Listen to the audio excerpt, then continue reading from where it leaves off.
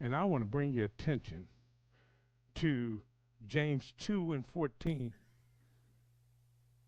And then for those who say we didn't have praise and worship, if you get what the understanding God have for you today, that's going to be enough. In all thy getting. All right.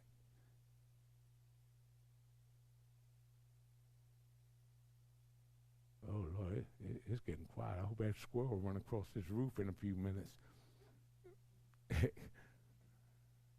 Are you going to put me in the chair? If I'm in the chair, I'm going to go 20 minutes.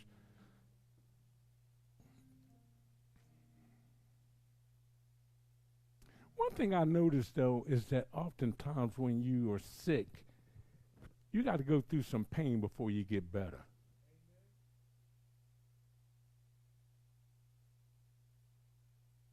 I pray that today's message is going to be more of an antibiotic for you. See, what the antibiotic does, I found out, I'm on two very powerful ones, is that it kills any infection and bacteria in the body. I got a daughter up here. I got a doctor up here, and she's gonna let me know if I'm saying something that ain't right. Did you my right hand? Oh, yeah. Wait. I need somebody. I can't even see through these. And if I told you I was reading, I wouldn't be. But I got an elder. Mama said she loved me. She can read that passage for me, if she don't mind.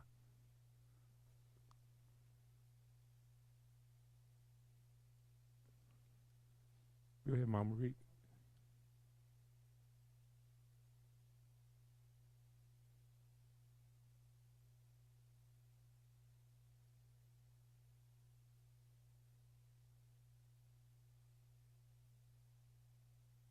Go ahead, read the next thing.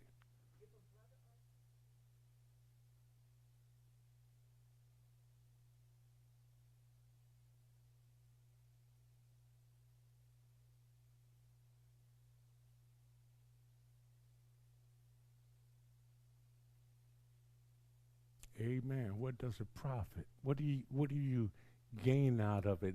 And what I want to deal with this morning, faith without works is dead. And so, as I was, thanks, Steve. Oh Lord, I think I can see the light. Oh yeah, we there now. I ain't even got no excuse for not making you mad this morning. He knew what he was up to. He knew what he was doing.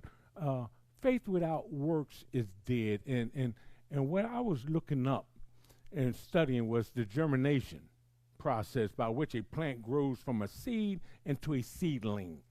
Seeds remain dormant until conditions are favorable for germination. All seeds need water, oxygen, optimal temperature to germinate. When a seed is exposed to the proper conditions, water and oxygen are given in thought through the seed.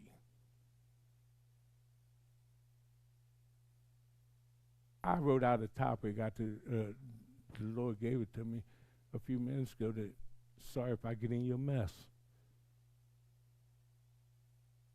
because you're struggling in relationships, and my job as an angel is to be spiritually aware where you are and to feed the sheep. I can't feed you something if it's not something that's acceptable to you, that you can digest.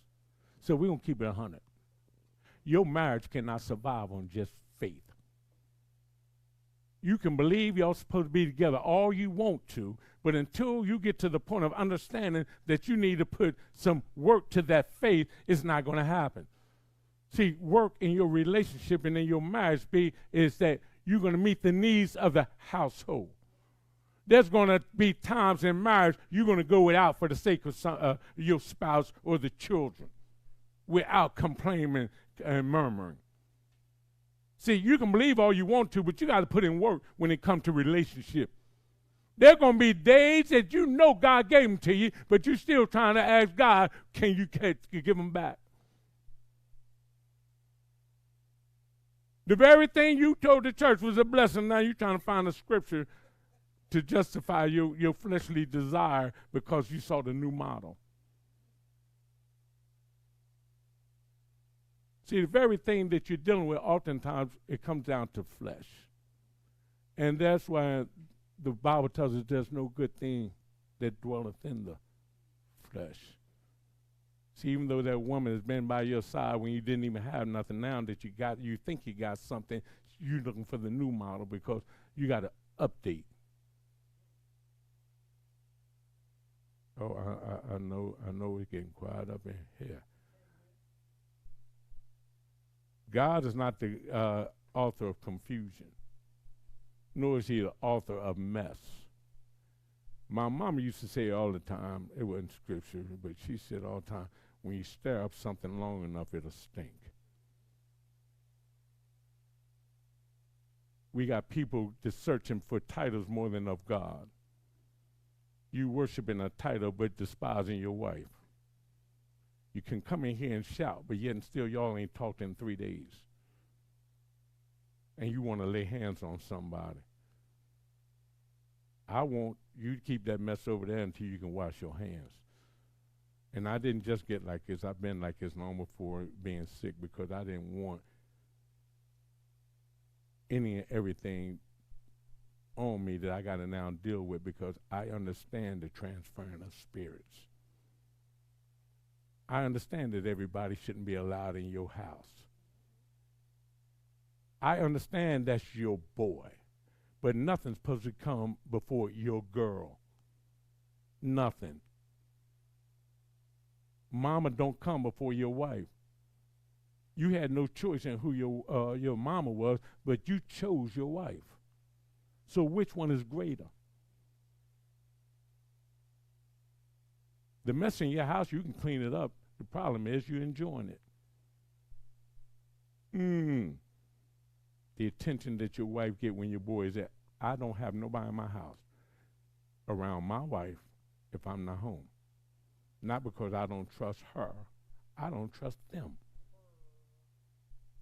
You're giving more attention to everything than your wife. A wife wants to be cherished. She wants to feel that she's the most important thing in your life. She wants to feel that even in her vulnerability and her weakness, you got her back. You put more emphasis in your conversation about other people than you do her. I do not celebrate Valentine's Day, never have, and until God call me home, I never will. Because I don't need someone to tell me when I need to acknowledge what my wife is to me. And just because I'm giving her chocolate and roses don't mean I'm not beating her on Tuesday and Wednesday.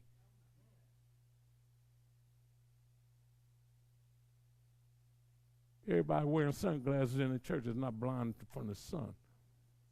They don't want the evidence of you being seen before other people. And it don't have to be a mark. The eyes are the window to the soul. You can look at a person in their eyes and you can determine ally or foe, even without a word being said. I didn't always feel this way. When I got married, I had about 3 or 4 bank accounts. Brother was rolling. I had what you were looking for at a price you couldn't afford. I played the game and I played it well. I didn't go to jail behind it, but I took that same attitude with God's woman that God gave me. And I knew he gave me because we fought over it. Because she wasn't what I wanted. But it turned out after 38 years, she was everything that I needed. You can't outthink God. God knows your destiny, and he knows what you need to be accompanied with, and he'll give you such as that. Those that I was rolling with wouldn't be here with a man that has cancer coming out of his head. See, we make that mistake oftentimes. Now all of a sudden we think we made it. Now we want a trophy. If your trophy is not a cross or 3 nails, you got the wrong one. I don't need my wife to be my trophy. I need her to be my support. I need her to be my angel. I need her to be my everything that God has appointed her to be in this season. See, everybody ain't happy because you're blessed. I had more company in the last couple of weeks than I had the last couple of years because the word got out that I was dying. Now they over there crying on me. I was supposed to be crying on them, ain't I? If you're a man of God, your first foundation of blessing has to be your marriage. Ministry will never produce what it was destined to do without you lining up with the foundation of your marriage. You don't see the need in this season, but it's going to come a time when God's going to reveal it. Nothing comes before my wife. If she wants it, she get it. Y'all heard me say it before. My job is, we Disney World. She dreaming, my job is trying to make it come true. Have I always did that? No. I missed the mark. And I can tell you that every time I miss the mark, I miss my blessing. I had to bring her into that place in line and say, okay, God, I'm going to treat her the way you told me and signed for me to treat her. She wanted a new dress. Nah, yeah, okay, get that new dress. And by the time we go down the driveway being evicted, you're going to be looking good. If that dress was stopping us from being evicted, we was already in the process. And we never were. My kids, if they know how to spell eviction and all of that on the door, it wouldn't be our address. Because God has blessed us to be so, but I had to line up to do it. And I had to treat that woman as the way God told me to treat her. You don't treat people the way they treat you. You treat people the way you want to be treated and the way God has, because people are never going to treat you the same way. One day I opened up the door for a woman and got mad because she didn't say nothing. She didn't say thank you and say nothing, mama. At least she could have said it was something. And I got convicted behind it. I said, what's my conviction, God? He said, she didn't ask you to do it. So apparently, your motive for doing it wasn't right in the first place. You got what you deserve. And I need somebody to understand something, man. The way you treat your wife is the way your daughters are going to be treated by their husbands. That's a seed. And you can believe all you want to that she's going to be the next Miss America. That's your faith. And without any works of her performing in certain ways of becoming elegant in different situations, that's the work. So that you can have faith and attach that work to your daughter doing that. But now all of a sudden, be not deceived. Wait a minute. That's in the word. Be not deceived. God is not mocked. For whatsoever man soweth, that shall he also reap. I can't expect you to treat my daughter a certain way if I can't treat my wife a certain way. Everybody got a daughter. Somewhere in your relationship, if it's not, there's a daughter in that relationship because that's a reproductive system that God implemented. So there has to be, in your genealogy, there has to be a woman. I preached when I was popular, I preached in the church, and the bishop, when I told him my testimony, he told the church he couldn't do that. I said, I've never called my wife out of her name. Never said I didn't want to. Oh, I had some names lined up. Yes, Lord. But I wouldn't put it in the atmosphere. Because if I can't respect her, how can I demand you to? It's part of the mud in your relationship. You're not respecting your wife, and yet you get mad because you think somebody else is going to. That's called jealousy, I think. But my thing is, I've never been a jealous man because I believe if I do what I need to do at home, I don't care where you go and what you do. It ain't going to matter. I call it a compliment. One day we was in the mall and some young brothers walked by and they kind of grunted at the first lady, and they know I was with her because, you know, game no game. They know who I was. I said, man, I am not upset at all. Because you can't afford her. Because I'm looking at you. You can't afford you. So why am I going to be threatened by less when I'm giving greater? I didn't need no movie to come out and say 80-20. God showed me that a long time ago. In a spiritual relationship, you're brought together in difference. I'm going to give it to a man on a man's level. Everybody on the team can't shoot the ball, and everybody can't always run the ball. You got to play your role. And when I lined up with what God was telling me, blessings started coming. I was getting stuff that people were giving me things that I was working for and wanted. I wanted a camcorder there. It just came out. And all of a sudden, I go over to my mother-in-law's house, and there's a big box looking like a TV over there. And I said, what's that? And they said, that's for you. I said, what? Never gave me a gift. But in that instance, as I lined up with my wife, it was a camcorder brand new in appreciation of something I had did for them. See, you can't act like gorilla when it get when the sun come up, and keep that attitude and think you're gonna prosper when it get dark. Somebody gonna catch me when you're on your way home. You wouldn't be so frustrated as a man if you did your job in the house, because see, when they happy, you happy. Somebody. And y'all gonna get mad at Bishop, but y'all know I'm obligated to tell you the truth.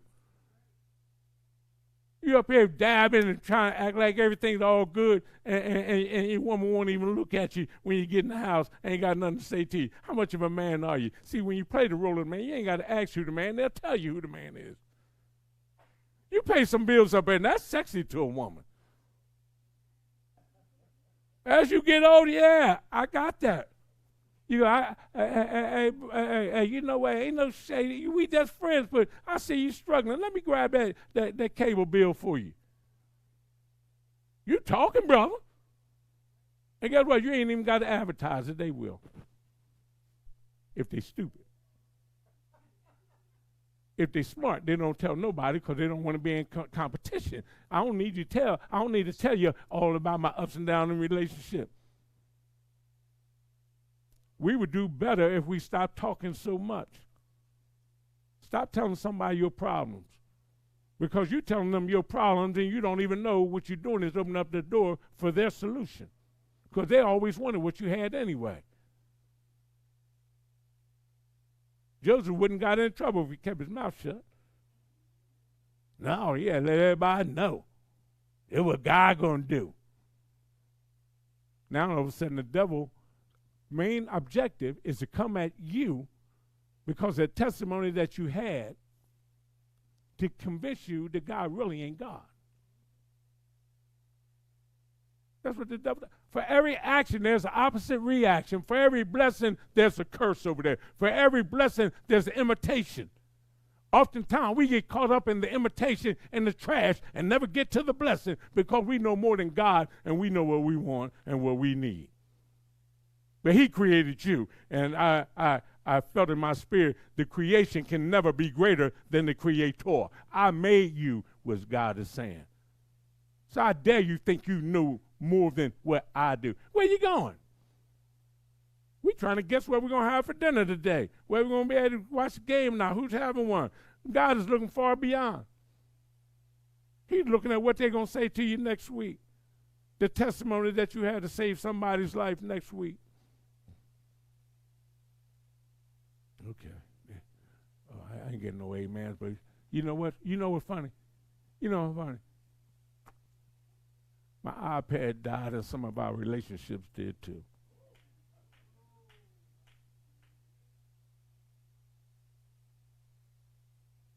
The germination process says that it's going to take soil. There's some conditions that have to be met in order for the seed to now germinate. Everything you're planting is a seed. You are planting seeds, but you're expecting God to now bless. But there's things that you got to do in order to receive the blessing of God. You got to cover the seed, not expose it. There's some things that you may not like in your spouse, but don't expose it because you need that seed to germinate. They're not going to be like you because you ain't right. We have to identify and allow people to be who they are.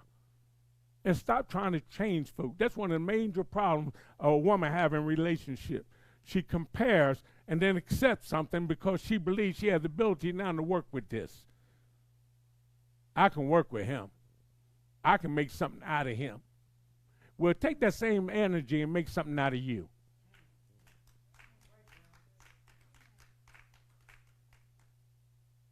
How can you expect somebody to give you revelation of a vision God gave you for your destiny?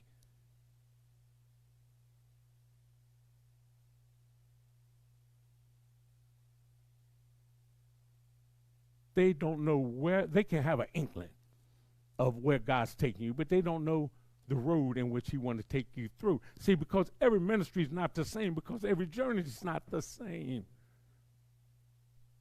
Because you see disappointment doesn't mean that God sees death. I'm feeling some kind of way laying up in the hospital now to 65 years. Mama, this was the longest I've ever been in the hospital in my life. And I'm laying up here in the bed, I'm feeling some kind of way. And a woman came in and she said, I'm the doctor for infectious disease control. She said, what do you do? I said, I don't do nothing. I'm laying up here with pajamas on. She said, I'm going to ask you again, what do you do? I said, I don't do nothing. And then it dawned on me when she asked me the third time, what do you do? I said, what, you want to know that I'm a pastor? She said, that's what I wanted to hear from you. Because your spirit drew me in here.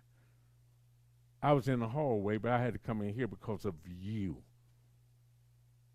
Even when you don't feel that you are being effective, that's a tool from the adversary to bring in doubt, to kill the seed that God's planted in you through ministry and through life.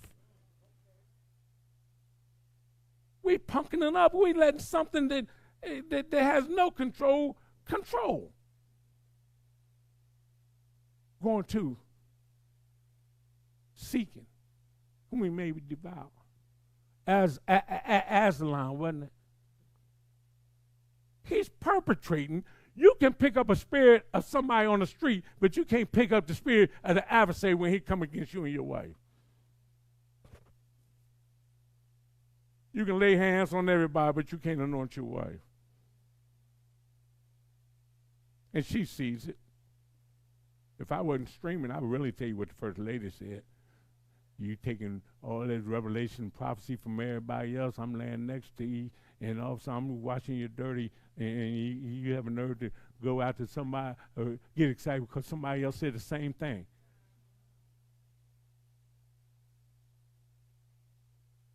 Somebody called it and ain't even left yet. And I had to readjust. She was right. She's right. She's speaking into my life spiritually. I'm blowing her off like it don't mean nothing because I'm identifying who she is naturally. You beneath me, you're my wife.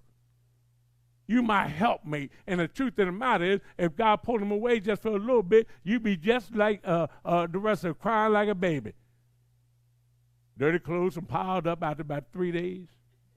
Can't nobody come in your house because we take it off where we come in. Where we take them off, that's where they lay until they move them. Then we got to ask them what happened to them blue pants. I watched them because even though you didn't put it in the dirty clothes, you had an expectation of the very thing. See,